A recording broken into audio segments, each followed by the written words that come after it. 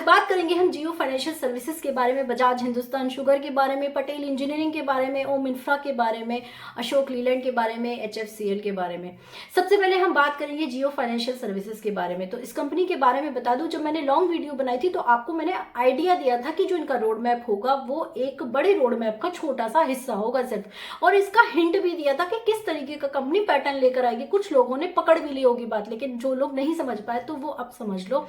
Company के result के बारे में भी बात करेंगे, लेकिन ज्यादातर लोगों को पता चल गया होगा रिजल्ट, लेकिन उससे पहले उसका भी ब्रीफ दूंगी। उससे पहले कंपनी के विजन की बात करते हैं। तो कंपनी ने इनिशियली अपना जो एम इंट्रोड्यूस करा है वो इस तरीके से है कि ये लोग डेमोक्रेटाइज तरीके से फाइनेंशियल सर्विस और प्रोडक्ट को डिजिटली डायरेक्ट कस्टमर को पहुंचाएंगे एक इनोवेटिव, सिंपल और इंट्यूटिव मैनर में। तो ये चीज आपको समझनी है। सिंप्लीफिकेशन की बात कर रहे हैं, डायरेक्ट कस्टमर की बात करें तो ये किस चीज की तरफ सिम्टम दे रहा है, ये चीज आपको समझनी है। कंपनी ने थोड़े दिन पहले कंज्यूमर ड्यूरेबल लोन्स होते हैं और पर्सनल लोन्स जो होते हैं उनकी बात करी थी। तो कंपनी अब इसके साथ साथ करंट अकाउंट जो होते हैं, सेविंग अकाउंट होते हैं, उनसे रिलेटेड प्रोडक्ट और सर्विसेज डिजिटली प्रोवाइड कराएंगे।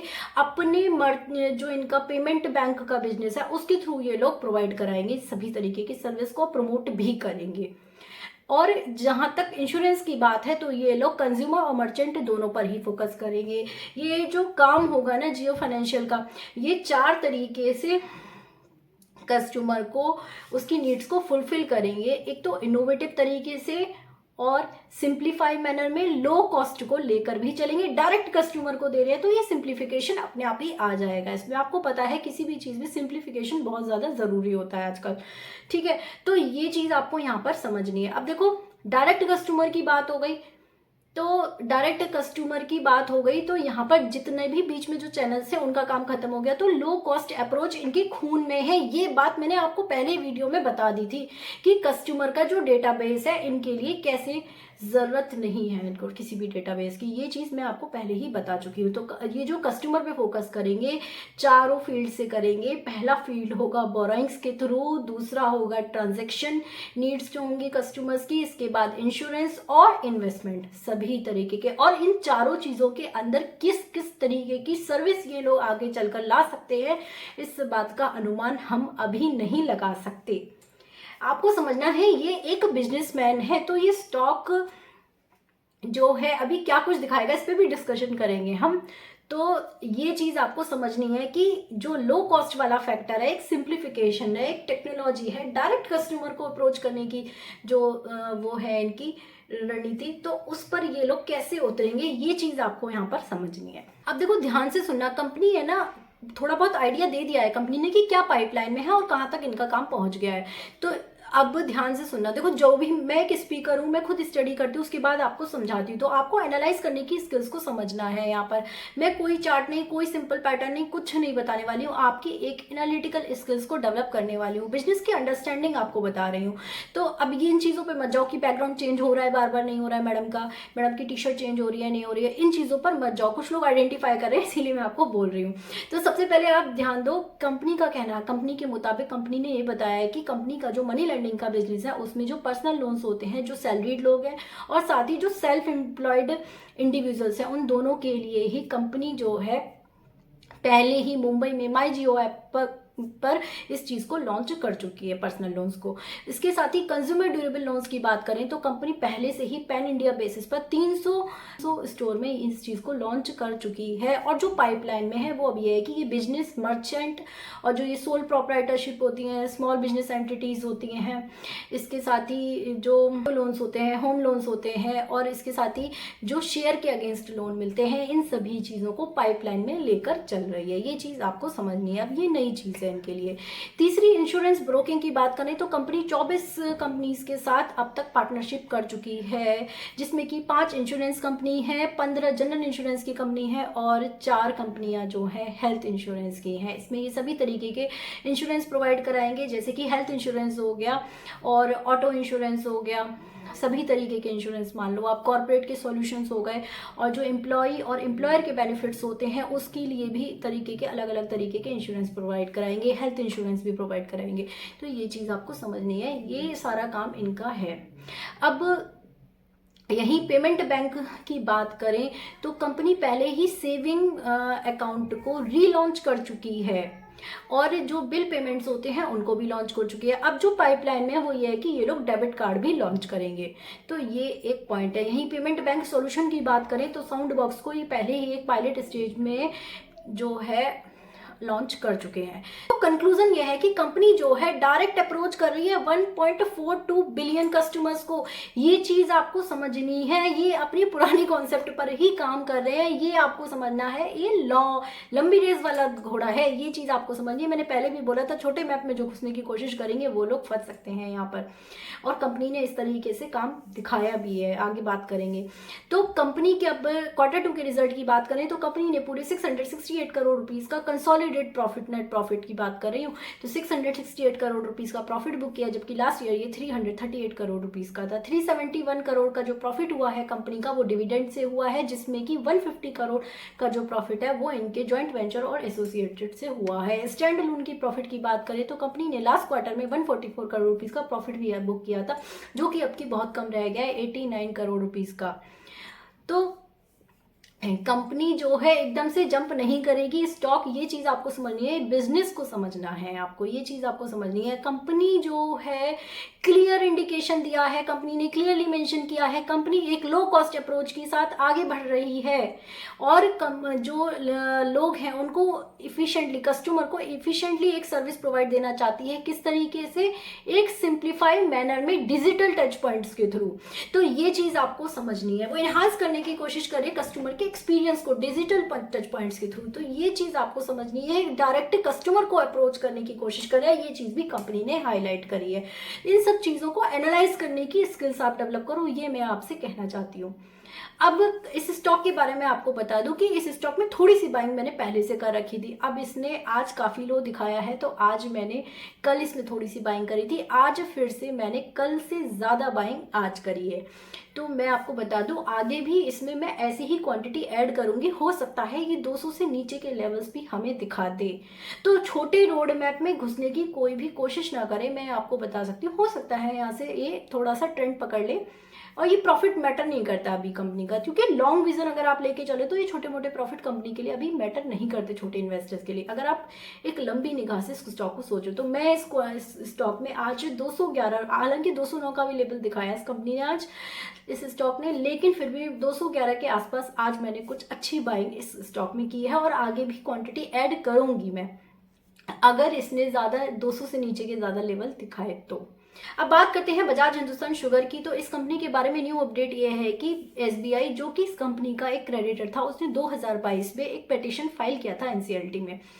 तो पिटीशन फाइल करने के बाद अब एसबीआई विचार कर रहा है इस चीज़ पर, इसके विड्रॉल पर। तो इसकी जो लास्ट हियरिंग है अब जो होगी 25 अक्टूबर को है। तो एक तरीके से एक पॉजिटिव संकेत है किसके लिए? इन्वेस्टर के लिए, जो लोग इसमें पहले से बने हुए हैं। देखो इस स्टॉक के बारे में बता दूं आपको कि सिर्फ एथेनॉल की कॉन्सेप्ट को लेकर इस स्टॉक में मैंने अपनी इन्वेस्टमेंट करी थी, करीब 11 रुपए के आसपास कुछ शेयर्स मैंने खरीदे थे काफ़ी टाइम पहले।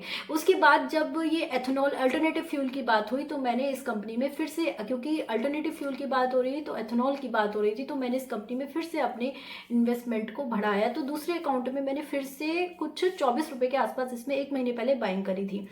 अब परसों की बात है, फिर से मैंने 27 रुपये पे कुछ शेयर्स और बाय करे हैं तीसरे अकाउंट में। तो 3 अलग अलग अकाउंट में मेरे पास थोड़ी थोड़ी होल्डिंग इस कंपनी के शेयर्स की हो गई है। तो बस मैं आपको यही बताना चाहती हूँ। देखो ये कोई इन्वेस्टमेंट एडवाइस नहीं है, ये सिर्फ एक व्यू है जो मैंने आपके साथ शेयर कराया है। तो मुझे ऐसा लगता है अब जैसे कि अल्टरनेटिव फ्यूल की बात हो रही है तो ये कंपनी कुछ अच्छा हमें लॉन्ग रन में दे सकती है। वैसे तो लॉन्ग के लिए अभी फिलहाल मैंने ट्रेंड के हिसाब से स्टॉक काफ़ी अच्छा है, लेकिन लॉन्ग का मतलब ये नहीं कि 10 साल होल्ड करना है, 6 साल होल्ड करना है। देखो समझो ये कि 3 से 4 साल आप होल्ड कर रहे हो, लेकिन हो सकता है कंपनी आपको 1 से 2 साल में भी अच्छे रिटर्न्स दे दे। तो ये चीज़, कम वक्त में पैसा बनाने की कोशिश मत करो, तो वहाँ पे आप फंस जाओगे। तो एक लॉन्ग व्यू बनाने की कोशिश कर रही हूँ मैं आपका कि 1 से 2 साल के लिए हम इस स्टॉक को सोच सकते हैं। ये एक इन्वेस्टमेंट एडवाइस नहीं है, सिर्फ अपना एक व्यू शेयर कर रही हूँ जिस तरीके से अल्टरनेटिव फ्यूल्स की आगे बात हो रही है। अब बात करते हैं हम ओम इंफ्रा की। तो ओम इंफ्रा के बारे में बता दूं कि देखो ये स्टॉक है ना, हमें बहुत अच्छे रिटर्न्स देगा आने वाले टाइम में, और ये अभी दे भी चुका है काफ़ी अच्छे रिटर्न्स। लेकिन मैं आपको बता दूं, मैंने इस स्टॉक में कोई अभी बाइंग नहीं करी है। और बेस्ट बाय लेवल की बात जहां तक है, तो मुझे ऐसा लगता है कि जो स्टॉक मेरे हाथ से निकल जाता है फिर मैं उस पर नज़र नहीं डालती हूँ। तो जब तक ये स्टॉक मुझे 80 रुपये के आसपास के लेवल पर नज़र नहीं आएगा, मैं इसमें बाइंग नहीं करूँगी। हो सकता है यहाँ से ये और भी ऊपर के लेवल दिखाए, लेकिन मेरी यही है कि जब तक मुझे कोई स्टॉक एक बेस्ट प्राइस पर नहीं मिलता तो फिर मैं उसमें अपनी अपॉर्चुनिटी तलाशना बंद कर देती हूँ। तो मेरा सिंपल सा फंडा ये है, जब तक 80 रुपये अभी तक वॉच लिस्ट में मेरे पास है, मैं इस स्टॉक में इन्वेस्टमेंट करना चाहती हूँ सीरियसली। लेकिन 80 रुपये के आसपास जब तक नहीं आएगा, मैं इस स्टॉक में कोई बाइंग नहीं करूँगी। ये कोई इन्वेस्टमेंट एडवाइस नहीं है, ये बस मैं अपना जो प्लान है इस शेयर के लिए, जो मेरा व्यू है वो मैं आपके साथ शेयर कर रही हूँ। क्योंकि जिस तरीके से इसने दौड़ लगाई है ना, वो मुझे एक रिलीवेंट नहीं लग रही है। मुझे लगता है एक डाउन ट्रेंड थोड़ा सा अभी ये स्टॉक पकड़ेगा, मेरा ऐसा मानना है। मैं गलत भी हो सकती हूँ इस चीज़ पर, तो मेरी बातों पर मत जाना, अपनी एनालाइज करना, अपनी रिस्क को समझना, अपनी अंडरस्टैंडिंग डेवलप करो किसी भी चीज़ के लिए, उसी हिसाब से अपना डिसीजन लो। तो मैं तो यही कहूँगी कि मुझे ऐसा लगता है, मेरी एनालिसिस यही कहती है कि ये जो तेजी इस स्टॉक में आई है ये एक रिलीवेंट नहीं है। तो इस हिसाब से थोड़ा सा डाउन ट्रेंड हमें दिखाएगा, तो मैं इसे तभी पकड़ूंगी, चाहे मुझे 6 महीने क्यों ना इंतजार करना पड़े। जब तक ये मेरे बाय प्राइस पर नहीं आएगा, मैं इसमें इन्वेस्टमेंट नहीं करूंगी। अब बात करते हैं हम पटेल इंजीनियरिंग की। पटेल इंजीनियरिंग ने बहुत तेजी नहीं दिखाई है, लेकिन मैं आपको बता दूं इसका मतलब ये नहीं है कि ये स्टॉक खराब हो गया है। अब ये स्टॉक हमें आने वाले टाइम में बहुत अच्छे रिटर्न्स देगा, क्योंकि इसकी ना जो ऑर्डर बुक है, मैं नहीं कह रही हूँ ये बात इस कंपनी की ऑर्डर बुक कह रही है, और कंपनी जिस तरीके से काम कर रही है और जिस तरीके से विजय केडिया सर की इस स्टॉक में इन्वेस्टमेंट है, तो ये चीज़ आपको समझनी पड़ेगी कि इस स्टॉक को हमें एक लंबी नज़र से देखना पड़ेगा। तो आपको बता दूं इस स्टॉक में मेरी पहले से काफ़ी इन्वेस्टमेंट है, और आज मैंने इसमें बहुत ज़्यादा नहीं लेकिन थोड़ी बाइंग और कर ली है इस स्टॉक में, क्योंकि अभी 49 के लेवल इसने दिखा दिए। अब बात करते हैं HFCL के बारे में। आज इसका रिजल्ट आने वाला है, तो जब तक मैं ये वीडियो बना रही हूँ तब तक तो रिजल्ट आया नहीं है, लेकिन आएगा इसका रिजल्ट, तो इसको डिस्कस करेंगे। लेकिन HFCL के बारे में बता दूँ, इस स्टॉक ने बहुत तेज़ी नहीं दिखाई है। मेरे ख्याल से 2 साल से ज़्यादा ही होने वाले। इस स्टॉक को मैंने होल्ड किया हुआ है 2 अलग अलग अकाउंट में। एक तो शायद 67 के आसपास मेरी बाइंग है, एक और एक 74। तो एक अकाउंट में मेरे को प्रॉफिट दिखा रहा है, एक में लॉस, और 2 साल से ज़्यादा ही हो जाएंगे अब मेरे ख्याल से। तो आपको समझना पड़ेगा इस स्टॉक के साथ, एक एवरेज तरीके का स्टॉक है ये। और आपको ये भी बता दूं कि ये स्टॉक जब दौड़ लगाएगा ना, तो ये जो है, जो जितने सालों से कुछ लोग इंतज़ार कर रहे हैं इसमें बैठे हुए बाइंग करके और पेशेंस लेकर बैठे हुए इस स्टॉक के साथ, तब ये दौड़ लगाएगा ना, तो ये कहीं और ही देखने को मिलेगा। हो सकता है सिर्फ 6 महीने और 1 साल के अंदर ही ये स्टॉक अच्छी दौड़ लगा देगा, तो ये बाकी समय की सारी भरपाई कर देगा जब ये दौड़ लगाएगा। ये चीज़ हमें समझनी है, और अभी इसमें वक्त लगेगा। और जो लोग ज़्यादा लंबे समय तक फंसना नहीं चाहते हैं, जब ये 80 रुपये के ऊपर के लेवल्स आपको दिखाए तो आप इसमें से एग्जिट कर सकते हो, अगर आप अपने मनी को फंसाना नहीं चाहते हो। लेकिन ये बात फैक्ट है कि जब ये दौड़ लगाएगा तो ये पिछले समय की सारी भरपाई हमारे लिए करके देगा। ये चीज़ आपको यहाँ पर समझनी है। और बात करते हैं हम अशोक लीलैंड की। तो अशोक लीलैंड के बारे में बता दूं कि जब डिल एनालिसिस की वीडियो बनाई थी ना, तो मैंने आपको बताया था जो इसकी बेस्ट बाइंग होगी वो 180 रुपये से नीचे के लेवल पर ही होगी। उसके बाद इस स्टॉक ने 172 रुपीज़ के लेवल्स भी हमें दिखा दिए। अब इस स्टॉक में मैं तो लॉस में चल रही हूँ, लेकिन मुझे ऐसा लगता है इस स्टॉक में बहुत ज़्यादा कोई बाइंग हमें नहीं करनी चाहिए, क्योंकि है ना, मुझे ऐसा लगता है मार्केट में ना बहुत अच्छी ऐसी अपॉर्चुनिटी है जहाँ हमें बेहतर रिटर्न मिल सकते हैं। हालांकि कंपनी काम बहुत अच्छा कर रही है, इस वक्त अपने मार्केट शेयर को बढ़ा रही है, मार्जिन पे काम कर रही है, नेटवर्क एक्सपेंशन पर काम कर रही है, लेकिन इसके बावजूद मुझे ऐसा लगता है मार्केट में और भी अच्छी अपॉर्चुनिटी है जहाँ मैं अपने मनी को इन्वेस्ट कर सकती हूँ। तो बहुत ज़्यादा बाइंग इस स्टॉक में मैंने नहीं करी है, मैं भी लॉस में हूँ। तो बस एक व्यू मैं आपके साथ शेयर कर रही हूँ कि इस स्टॉक के बारे में आगे क्या इन्फॉर्मेशन रख रही हूँ, उस हिसाब से मैं इस स्टॉक में प्लानिंग करूँगी। देखो, बेस्ट बाइंग का मेरा मतलब यही होता है कि अगर आपका किसी स्टॉक के बारे में न्यूज़ देख लिया आपने, कहीं कोई व्यू सुन लिया, कोई इन्फॉर्मेशन मिल गई आपको और आप उस पर इन्वेस्टमेंट करना चाहते हो, तो इस स्टॉक को है ना अपने वॉच लिस्ट में ऐड करो और उसको रेंज को पकड़ने की कोशिश करो। जिस दिन वो नेगेटिव हो, चाहे आपको 2 महीने क्यों ना इंतजार करना पड़े, आप कभी अपने अकाउंट में लॉस नहीं दिखोगे। ये इसका फैक्ट है। अगर आप लॉस देखोगे भी तो वो थोड़े टाइम के लिए होगा, आपको रिकवर कर जाएगा। अगर एक बेस्ट लेवल पर आपने किसी चीज़ को बाय किया, जबरदस्ती तेजी में कूदने की कोशिश करोगे तो आप फंस जाओगे। ये चीज़ आपको समझनी है। और प्लीज़ कमेंट सेक्शन में कमेंट करके मुझे बताना कि इन सभी स्टॉक्स के बारे में आपका क्या व्यू है और किस किस लेवल पर आप लोगों ने इसे खरीदा हुआ है किसी भी स्टॉक को। तो आज की वीडियो में इतना ही। देखो, किसी भी, अब फिर से यही बात कहूँगी कि किसी भी से भी रजिस्टर और नॉन रजिस्टर्ड से भी एडवाइज़र की बातों में आपको नहीं आना है, किसी यूट्यूबर की बातों में नहीं आना है, किसी किताब, टेलीग्राम और किसी भी चार्ट के बेसिस पर आपको किसी भी स्टॉक में अपनी इन्वेस्टमेंट नहीं करनी है। आपको बिजनेस को देखते हुए, अपनी एनालिसिस की स्किल्स को डेवलप करते हुए और किसी भी चीज़ की एक स्ट्रॉन्ग इन्फॉर्मेशन हो किसी स्टॉक के बारे में, उसके ऊपर ही आपको अपनी इन्वेस्टमेंट करनी चाहिए।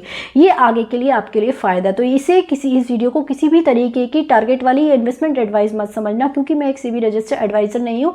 ये जितनी भी इन्फॉर्मेशन मैं आपके साथ शेयर कर रही हूँ, मैं खुद स्टडी करती हूँ, उसके बाद ही आपको समझाती हूँ।